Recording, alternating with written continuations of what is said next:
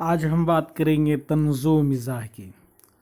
طنز و مزاح ادب میں باقاعدہ کوئی صنف نہیں بلکہ بیان کے ایک اسلوب کا نام ہے۔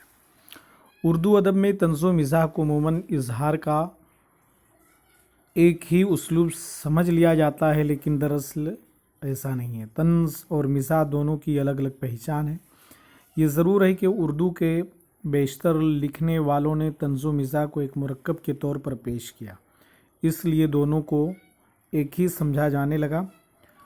اردو ادب میں طنز و مزاح کی روایت بہت پرانی ہے۔ جعفر زیٹلی کو اردو طنز و مزاح کا پہلا نمائندہ شاعر کہا جاتا ہے۔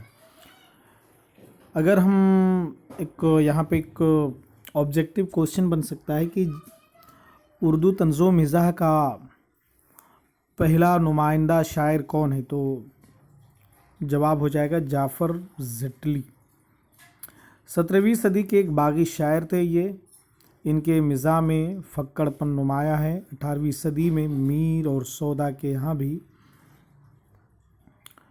ہجویہ انداز ملتا ہے۔ طنز و مزاح کے اعلیٰ ترین نمونے سب سے پہلے ہمیں سودا کے یہاں اور اس کے بعد 19ویں صدی میں غالب کے یہاں دکھائی دیتے ہیں۔ اس روایت کو سب سے زیادہ ترقی منشی سجاد حسین کے اخبار اودھ پنچ کے ذریعے ملی۔ سیاسی اور معاشرتی طنز کو حلقۂ اودھ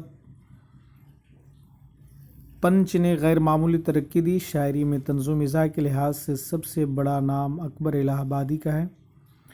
نثر میں منشی سجاد حسین کے علاوہ پنڈت رتن ناتھ سرشار کا نام خاص اہمیت رکھتا ہے۔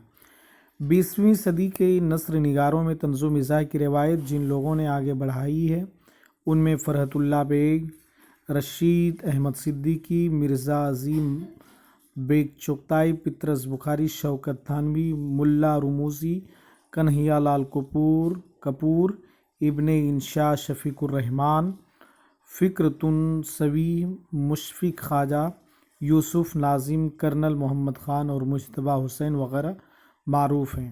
موجودہ دور میں اردو طنز و مزاح کا سب سے بڑا نام مشتاق احمد یوسفی کا ہے۔ تو دوستو، میں نے یہ طنز و مزاح کے بارے میں کچھ چیزیں پیش کی۔